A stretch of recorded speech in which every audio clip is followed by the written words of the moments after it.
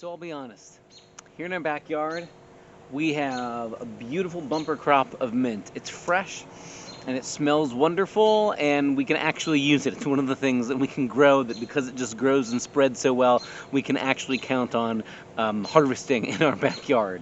And right in the midst of it are these very, very prickly thistles. And even though they don't really look a whole lot alike, we keep getting these thistles. And I will be really honest with you. Ouch. I'll be honest with you.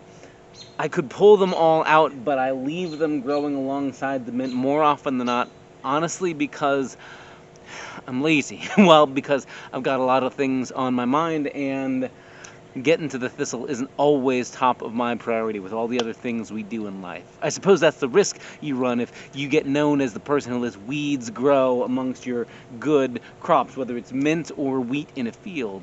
And I've been thinking about the story Jesus tells that we're going to be taking a look at this coming Sunday, where a farmer has good wheat planted in his field and an enemy comes along and plants weeds in the midst of it. And of course, anybody who sees that growing up, growing alongside the good crop is going to think this farmer's a laughingstock. He's too lazy to pull out the weeds or doesn't know what he's doing. This guy's spending all this time doing agriculture for nothing but weeds. What's the point?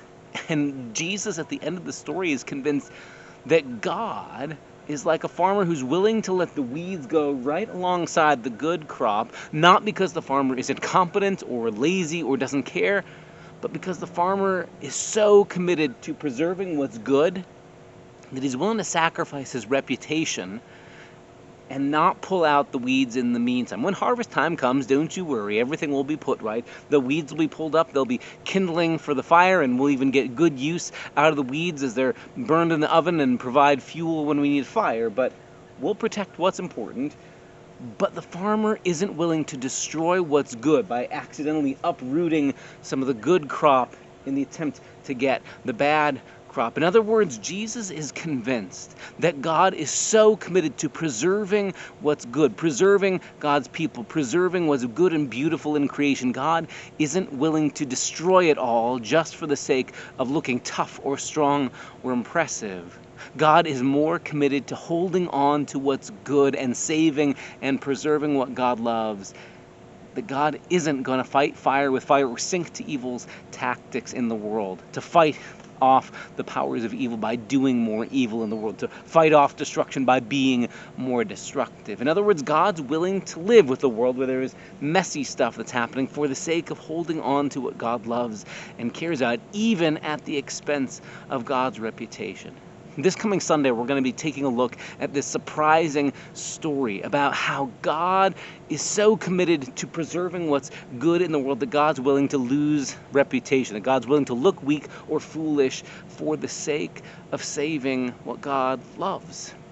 And if you think about it in the sense, that's what the heart of the cross is all about. A God who's willing to look foolish, who's willing to look weak, who's willing to bear all the ridicule and mockery of everybody else instead of conquering and destroying in the name of looking tough. Ours is a God who is strong enough not to have to look strong. A God who is powerful enough and grounded enough not to have to look like the all-powerful destroyer, but is willing to let even the weeds grow alongside the good crop in order to save them.